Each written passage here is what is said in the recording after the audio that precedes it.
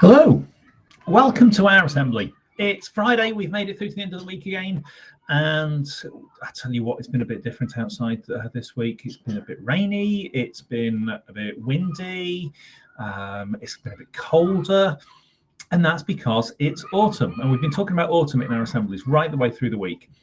And you might even see, if you just look in the background, because I'm in my office today, you might see how windy it is because my window's open for extra ventilation. But that blind is going to start moving if the wind gets really strong. So you'll see that as well. And I've seen you all running around on the playground in the wind, and it's all been lovely. It's all been great. So we're going to talk a little bit about the global goals to begin with, and then we're going to have a think about one particular word, a particular thing that certain animals do in the wintertime. So let's have a look. Here's our presentation. So we've got all the global goals. Okay, which of those global goals did we talk about to do with autumn in our assemblies this week? I wonder if you can remember.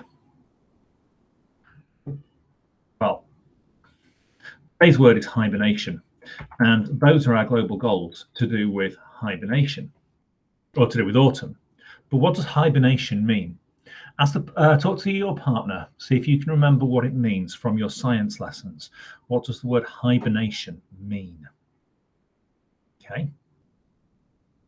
So pause the video, have a quick chat about it as a class, see if you can remind yourselves. Okay, well done if you could remember.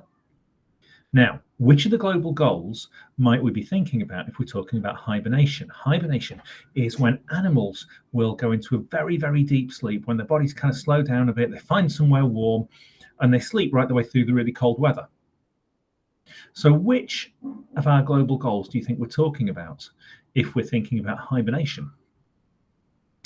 All right, so I wonder, put your hand up if you've got an idea. Pause the video so you can think about some answers. Okay, well done. We've got life below water and life on land. So what I'm going to do is I'm going to read you another really, really lovely book. I've found so many gorgeous books with gorgeous illustrations this week, all about autumn and the sorts of things that we might see in the autumn. And this one is about hibernating animals. So let's have a look at this one. Okay. So we've got winter sleep, a hibernation story. Let's just refresh that to make sure that I'm just going to go back into the library so that we get the full view of it and we can see it clearly. There we go. By Sean Taylor and Alex Morse, Winter Sleep. Here we go. And one of the reasons for reading this book is because it'll teach us loads of stuff about hibernation and about things. But actually, it's really lovely to listen to the story, and it's really lovely to see these gorgeous illustrations as well. When it was summer, I stayed at Granny Silvia's house. She knows lots of things, like the names of flowers and how to spot a deer's hoof print. Now, right the way through this book, there are loads and loads of animals. And it might be that you want to pause the video because you might spot different animals in the pictures. And straight away, we've got a crow. But I wonder if anybody spotted what that was down in the very, very bottom. Loads of wildlife for you to see. See if you can spot these things in the videos. Stop, put your hand up to tell your teacher. You can stop the video and see what you've spotted. Where to splash around a pond. Climb a slope of green ferns. Pass through oak trees with moss on one side. And find the secret glade. Butterflies fluttered, even though it was late. Granny Silvia helped me to listen for songs of different birds. It was still warm. We stayed right into the summer magic of the night. And we kept so still. We saw the Doormouse who lives there run up the hazel tree. And you can see the Doormouse on the right-hand side over here. Here we go. Here he is. Or she. Right. When I went back to stay with Granny, it was winter. I asked her, can we go to the secret glade? She said, yes, if you can find it. Everything was different. The pond was frozen hard. The ferns on the slope looked dead. The oak trees with moss on one side were all bony. And the glade was quiet and bare. It wasn't the same. No butterflies, no flowers, no birds. I wanted to see the dormouse, but Granny said the dormouse will be having a winter sleep. It was too cold to stay, and I said, nothing's alive in winter. Granny Silvia told me, it is. We can't see the dormouse, but she's hiding here. She'll be safely, deeply sleeping all winter long. This is her hibernation time. In autumn, she feasted on forest nuts, fruits, and insects. Then the long nights came. She felt cold, heavy, and sleepy. There was nothing more to eat. So she made a nest ball, and she's inside, secretly snoring until the spring sun warms her body again. On the way back, I asked, are there any other animals hiding in the trees? So we're thinking now about what the dormouse is doing, is hibernating, okay? And we're thinking about autumn being the time that these animals get ready to do this. So this is what the animals are doing right now. You might not see them, they might be too small, you might not notice them, but this is what the animals all around us are doing. Granny said, yes, lots of bats hibernate in trees. On warm nights, they fly across the forest, chasing insects and pulling spiders from webs. But even their food rests in winter, so bats snuggle up in a hollow trunk or cave and snooze through the frosty weather. I said, where do all the insects go? Good question. Granny told me, some are sleeping right under your feet. The ground is frozen hard, but down below there are stag beetles waiting to come out. The queen bumblebee sleeps in a tiny tunnel. Some moths and butterflies hide underground, often wrapped up waiting for spring. Mother earwigs look after their eggs until they hatch when spring comes. We were coming to the pond, so I asked, what about in the water? So you might actually be walking around on the grass, and these things are under the grass where you have been, or they might be burying under there as you're walking on top of them. Granny said, there's ice on top, but pond life waits below. Before it froze, frogs dived down deep into slimy mud. Now they're still and breathing so slowly they look like they're dead. But when their water warms in the spring, we'll hear them croaking again. I said, so all sorts of animals are having a winter sleep. That's right, Granny Silvia told me. Some even make a special home for winter.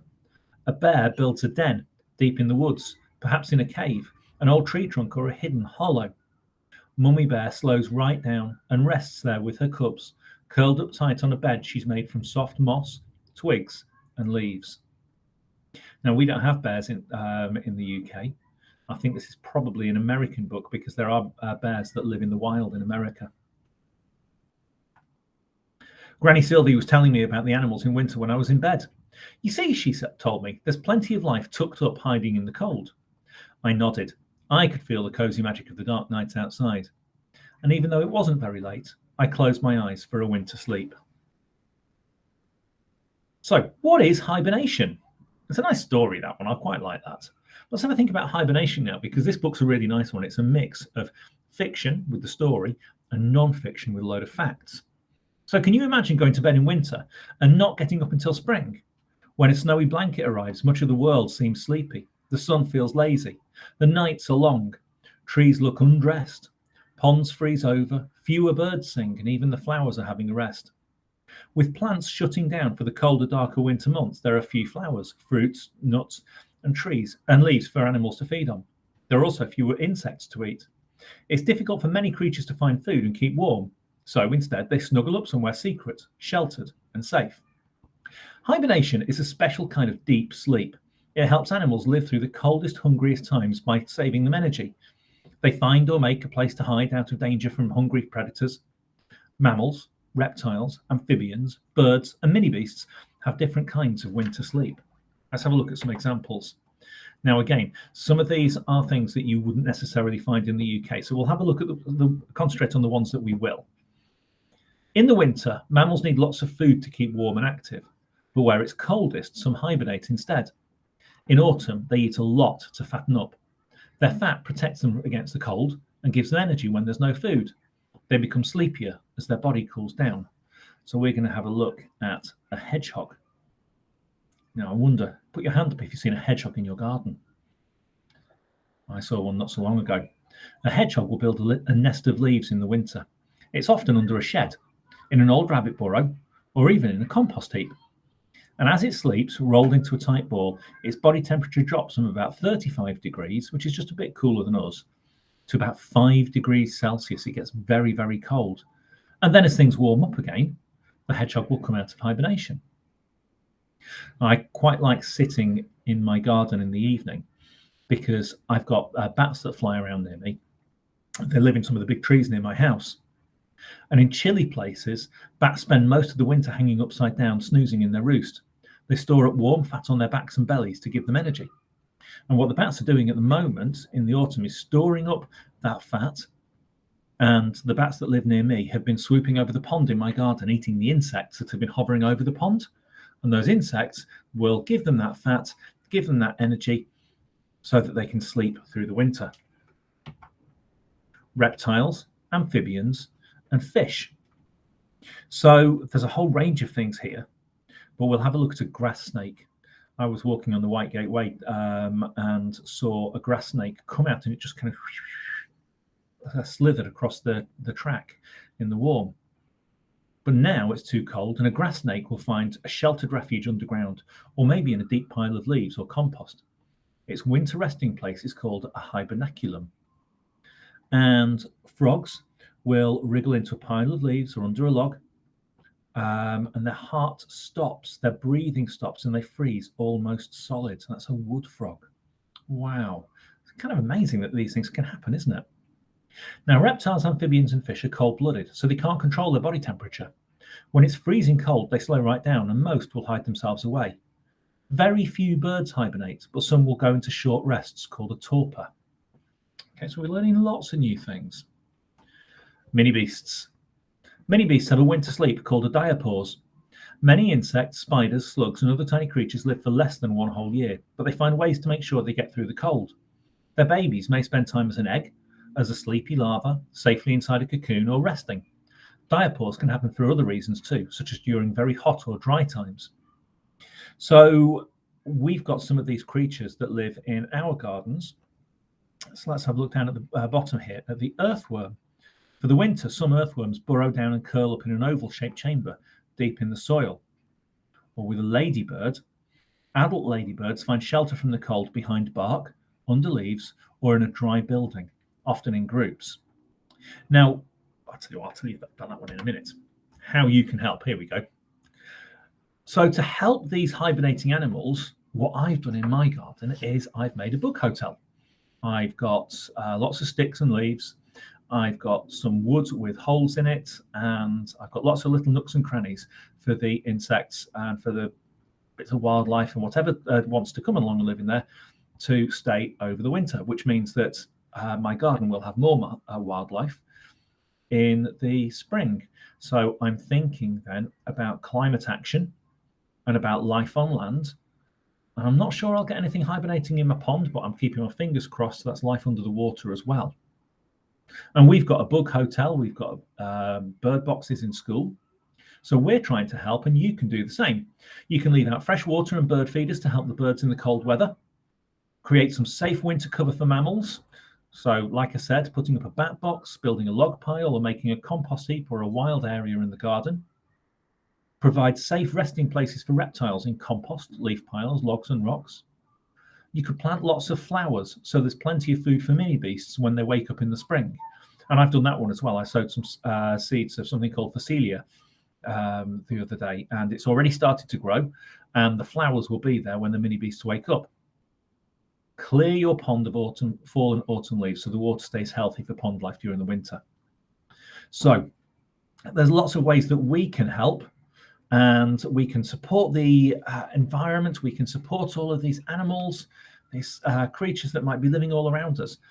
And like I said on Monday and last week, it's about taking notice.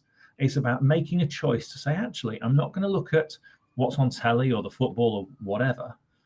It's about thinking there's all these other things that's going on around me. It's pretty amazing to think that something can sleep outside through the winter. We'd hate it, but all of these miraculous things are going on around us. So take a moment and picture your garden in your head. Close your eyes to do it. Okay? Have a think about what your garden's like. Have a think if there might be anywhere in your garden that you might find an insect, that you might have seen birds or other bits of wildlife. Have a think if there's anywhere in your garden where that wildlife might hide in the winter. Have a think if there's anywhere that the mini beasts might find food with flowers in your garden. And have a think if you can really have a look and appreciate what's there, what's around you. And then when it gets cold and the radiators are on at home and the heating's on, or you might be snuggled under your duvet, have a think about those animals who are outside and how incredible it is that they can cope with that they've got the fur, they've got the protection, they've hidden somewhere to cope with being out in the cold when we can't. Okay, right, have a lovely rest of the day, chaps. I will see you all around school. Take care, bye-bye.